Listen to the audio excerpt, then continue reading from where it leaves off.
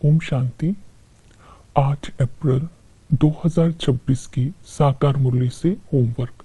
आज की मुरली से फ्लो चार्ट को सामने देखेंगे और एक एक पॉइंट को सारा दिन कर्म क्षेत्र में कर्म करते हुए सिमरन में रखेंगे और निरंतर बाप की याद में रहकर अपने संस्कारों को पावन बनाकर विश्व का मालिक बनने के लायक बनेंगे। जैसे कि आज की मुरली से हम लक्ष्य भी यही लेते हैं, विश्व का मालिक बनने के लिए कर्मातीत अवस्था को प्राप्त करने का पुरुषार्थ करना है। आज हम लक्ष्य लेते हैं, मैं निरंतर योगी हूँ। अंतर्मुखी बन एक बाप की याद से कर्म क्षेत्र में रहते हुए निरंतर बाबा की याद में रहने के लिए बाबा को अपना साथी बनाएंगे। हर कर्म उस पावरफुल फोर्स की याद में रह करके करेंगे तो जितना निरंतर योगी बनकर कर्म क्षेत्र पर हम कर्म करते जाएंगे उतना ही आत्मा सच्चा सोना बनती जाएगी और विश्व का मालिक बनने के लायक बन जाएगी। तो इस तरह निरंतर योगी बनने का आज विशेष अटेंशन देंगे। तो प्रैक्टिकल में होमवर्क रहेगा, स्वदर्शन चक्रधारी की विशेषताएं क्या होती है। स्वदर्शन दर्शन केवल संपूर्ण मूर्त का ही किया जाता है। अगर मूर्ति खंडित है तो वो दर्शनीय नहीं होती है। तो अपने को आत्मा समझना, स्व के सत्य स्वरूप का दर्शन करना। मैं आत्मा पूरे कल्प की हीरो एक्टर हूँ। जब ये स्मृति रहेगी तो तन मन धन जन संबंध के चक्र से मुक्त हो जाएंगे। तो इस तरह स्वदर्शन चक्रधारी अर्थात सदा ही अलंकारी मूर्त हमारे संकल्प बोल कर्म में दिव्यता होती है। स्वदर्शन चक्रधारी माया जीत होता है। स्वदर्शन चक्रधारी सदा विजयी होता है और सदा ही हल्का रहता है, बंधनों से मुक्त रहता है, योग युक्त रहता है और हर चरित्र से सेवा करता है। तो इस तरह और भी मनन चिंतन करेंगे। तो आज हम पुरुषार्थ करते हैं कि हमें कर्मातीत बनना है, तो इसके लिए श्रीमत पर चलना है। जैसे कि बाबा ने कहा, अगर तुम बच्चे श्रीमत पर चलते हैं तो भविष्य में ऊंच पद के अधिकारी बन जाएंगे और एक्यूरेट बन जाएंगे। तो श्रीमत बाबा ने दी कि तुम्हें बहुत मीठा बनना है। मीठा बनने के लिए दैवी गुणों को धारण करना है। जितना दैवी गुणों को धारण करेंगे उतना ही स्वभाव मीठा होगा।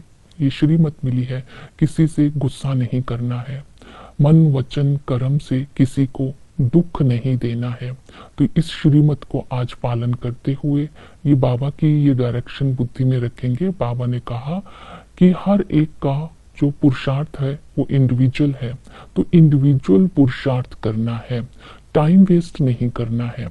तो अगर हम स्व पुरुषार्थ पर अटेंशन देंगे तो समय भी वेस्ट नहीं होगा और अपने बैज को देखते रहना है और बाबा से प्यार करते रहना है कि बाबा के द्वारा हम यह बन रहे हैं, इसलिए बैज लगा रहे, बाबा को देखते रहे। और किसी को भी बाबा ने बोला जब तुम्हारा स्वभाव मीठा हो जाएगा तो किसी को भी वश में कर सकते हैं। तो आज विशेष दैवी गुणों पर भी अटेंशन देंगे। तो ये श्रीमत जो आज बाबा ने बताई उसको बुद्धि में रखेंगे। दूसरा है कि हमें कर्मातीत बनना है तो इस संगम पर ही निर्विकारी बनना होगा। तो बाबा ने कहा सब विकारों का तुम दान दे दो, दे दान तो छूटे ग्रहण। रहना तो गृहस्थ व्यवहार में ही है, प्रवृत्ति में रहना है, लेकिन कमल के पुष्प के समान रहना है। जैसे कमल का पुष्प परिवार के साथ है, कीचड़ में सारा परिवार है लेकिन खुद न्यारा है, उपराम है। सबके साथ अपने फर्ज अदा करते समय अपनी स्थिति को उपराम रखना है। इसके लिए कमल पुष्प की विशेषता है कि वो डिटैच है, वो नष्टोमोह है, वो प्रभाव मुक्त है, वो बेहद का वैरागी है, वो उपराम है, इसलिए वो आकर्षण मूर्त है। तो इस तरह दूसरी विधि बताई, अलौकिक जन्म की स्मृति में रखना है कि मैं सच्चा ब्राह्मण हूँ। सच्चे ब्राह्मण का नशा रहे कि हम ब्रह्मा मुखवंशावली है, पुरुषोत्तम संगम युग पर हम ब्राह्मण चोटी है, पुरुषोत्तम संगम युग पर हम ब्राह्मणों को ही बाप मिला है, हम ब्राह्मण ही देवता बनते हैं, हम ब्राह्मण स्वदर्शन चक्रधारी है, हम ब्राह्मण ही बाजोली खेलते हैं, हम ब्राह्मणों को ही विराट रूप के का पता है। सारा दिन ये बातें सुमरन में चलती रहे, स्वदर्शन चक्र की, विराट रूप की, और हम जो देवता बनने वाले हैं तो दैवी संस्कारों की। तो यह इस संगम पर लवली परिवार मिला है, तो मुझे भी लवली बनना है। तो इस तरह हम निर्विकारी बन जाएंगे। दूसरा है, निर्विकारी बनने के लिए स्मृति में रहें कि मैं वानप्रस्थी हूँ। वानप्रस्थी बनने की पहली विधि बताई, ब्रह्मा बाप समान नशा। जैसे कि ब्रह्मा बाबा को नशा रहता था कि मैं अभी वानप्रस्थी हूँ, मैं भविष्य में विष्णु श्री कृष्ण बनने वाला हूँ। इसी नशे व खुशी में रहते थे, तो पावन बनना सहज हो जाएगा। तो हम भी ये स्मृति में रखें कि हमें भी भविष्य में कृष्ण समान बनना है। तो पावन बनने के लिए ये स्मृति रखना है कि हमारा मुख अभी स्वर्ग की तरफ है और पांव हमारा नरक की तरफ है। अर्थात स्वर्ग का मन में मनन चिंतन चलता रहे, सतयुगी दुनिया का, और विकारी दुनिया का बुद्धि से संन्यास करते रहें। और निर्विकारी बनने के लिए दूसरी विधि बताई है कि ये स्मृति में रखना है, अभी हमारी रिटर्न जर्नी है। बाबा ने कहा तुम आयरन एज से अभी गोल्डन एज में तुम्हें जाना है। जब तुम सिल्वर एज तक पहुंच जाते हो तो तुम्हारी कर्म इंद्रियों की चंचलता समाप्त हो जाती है। तो लेकिन कर्म इंद्रियों की चंचलता को खत्म करने के लिए एक बाप की याद में रहना है। बाप की याद से ही आत्मा की कट निकल जाती है और वो विश्व का मालिक बनने के लायक बन जाती है। इस तरह निर्विकारी बनने की इन विधियों को बुद्धि में रखना है। और हमें कर्मातीत बनने के लिए माया जीत भी बनना है। बाबा ने कहा देह अभिमान के द्वारा ही माया का वार होता है। तो माया के तूफान से बचने के लिए तुम्हें देही अभिमानी बनना है, देह भान को तुम्हें निकाल देना है। देही अभिमानी बनने के लिए आत्मा का चिंतन करना है। हम आत्मा अशरीरी है, बाप भी अशरीरी है। हम आत्मा का स्थान भ्रिकुटी के बीच में है। अकाल तख्त पर आत्मा विराजमान है। आत्मा समझ करके दूसरों को भी आत्मा देखना है। आत्मा भाई भाई की दृष्टि या भाई बहन की दृष्टि में रहेंगे तो कोई भी किसी को दुख नहीं दे सकता है, तो माया का वार भी नहीं होगा। फिर सावधानी बुद्धि में रखनी है, अगर माया से बार बार हार खाते रहेंगे तो बाबा ने कहा बाबा सजा दिलाएंगे और तुम पाई पैसे का पद पालेंगे। इसलिए माया से हार नहीं खानी है।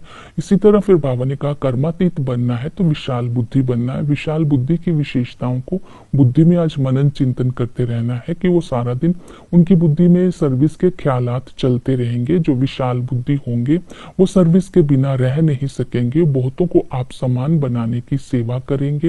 विशाल बुद्धि विश्व को घेराव डाल करके पति से पावन बनाएंगे। लेकिन विशाल बुद्धि तभी हो सकते हैं अगर देहभान ना हो। इसके साथ साथ हमें कर्मातीत बनना है तो बाप की याद में रहना है।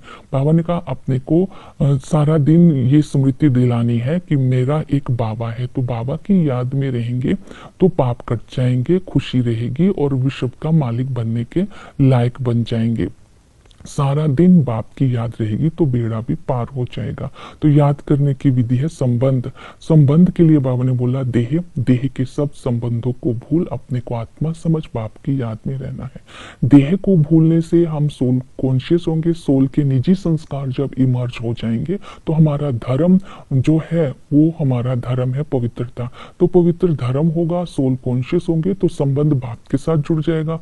बॉडी की कॉन्शियस में आएंगे तो संबंध देहधारियों के साथ जुड़ जाएगा और धर्म 5 विकार बन जाएंगे। इसलिए पहले तो देह के धर्मों को भूलना है, फिर संबंधों को भूलना है।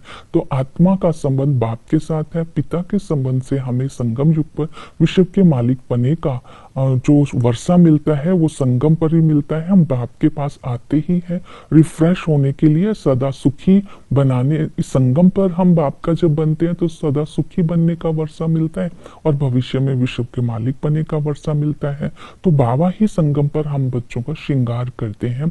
इस खुशी व नशे में रहना है तो लेकिन मेहनत करनी है याद में रहने का।